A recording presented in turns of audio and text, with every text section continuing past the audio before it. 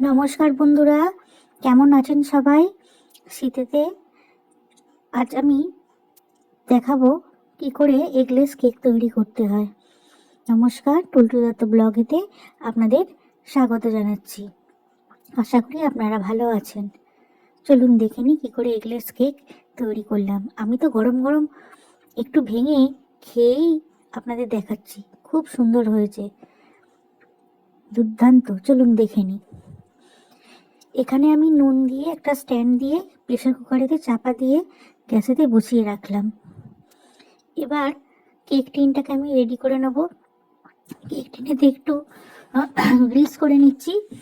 আপনি চাইলে বাটার দিয়ে গ্রিস করতে পারেন, যেহেতু আমি এখানে তেল দিয়ে তৈরি করব, তাই একটু সাদা তেল গ্রিস করে নিলাম। এবার ওতে বাটার পেপার বসিয়ে দেবো ভালোভাবে। এই যে দেখুন, মাপ করে আমি কেটে রেখে দিয়েছি। একটু বাটার পেপার বসিয়ে দিলাম। কেক টিনটা আগে থাকতে রেডি করে রাখতে হবে, আর নুনটা গ্যাসেতে বসিয়ে গরম করতে হবে। এখানে একটি পাত্রে আমি একটা বড় ছাঁকনি দিয়ে তাতে 1 কাপ পরিমাণ ময়দা দিয়ে দিয়েছি, এবং তাতে আমি দেব একটা 10 টাকা প্যাকেটের আমুল স্প্রে দুধ। এই সময়তেই আমি ওই ছাঁকনিতেই একটুখানি টুটি ফুটি দিয়ে দিলাম। একেবারে ছেঁকে রেখে দেবো। টুটি ফুটিটা আলাদা করে ময়দা মাখালাম না, একসাথেই চেলে রেখে দিলাম। দেখুন, টুটি ফুটিটাতে কিন্তু ময়দা মাখানো হয়ে গেল। ময়দা মাখিয়ে রাখলে টুটি ফুটিটা নিচে নেমে যায় না। এবার অন্য একটি পাত্রেতে আমি চিনি নিয়ে নেব। 1 কাপ পরিমাণে ময়দা নিয়েছি, 1 কাপ পরিমাণে চিনিকে গুঁড়ো করে নিয়েছি। এই চিনি গুঁড়োতে আমি দিয়ে দিলাম 1/2 কাপ দই, টক দই, এবং 1/4 কাপ সাদা তেল। এগুলোকে ভালোভাবে মিক্স করব হুইস্কার দিয়ে। দেখুন,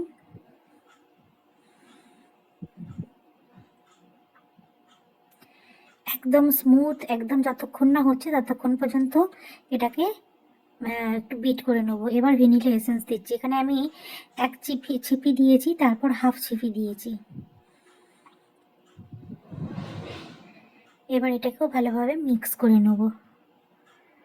এইভাবে ভালোভাবে একদম স্মুথ একটা ব্যাটার তৈরি করে নেব।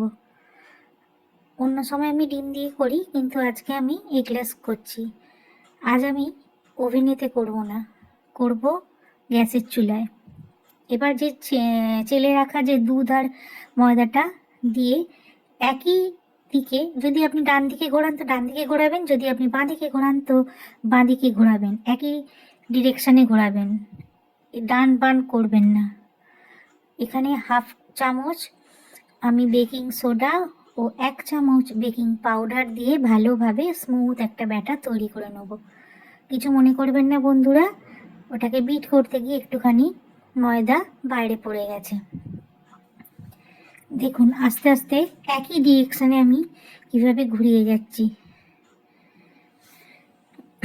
এইভাবে একই ডিরেকশানে ঘোরাবেন, এবং আস্তে আস্তে ঘোরাবেন। এবার টুটি ফুটিগুলো দিয়ে দিলাম, দিয়ে ভালোভাবে মিক্স করে নিচ্ছি। আমাদের ব্যাটার রেডি। চলুন এবার কেক টিনেতে আমরা ঢেলে নিই। কেক টিনে আমরা ব্যাটারটা ঢেলে নিয়েছি। এবার ট্যাপ করে নেব যাতে কোনো বাবলস না থাকে। এবার ওপর থেকে একটু কাজু কিশমিশ টুটি ফুটি সাজিয়ে নিই। আপনারা চাইলে ওর সাথে মিক্সও করতে পারেন। আমি এমনি জাস্ট মিক্স করে, টুটি ফুটি মিক্স করে ওপর থেকে জাস্ট কাজু কিশমিশটা সাজিয়ে দিলাম।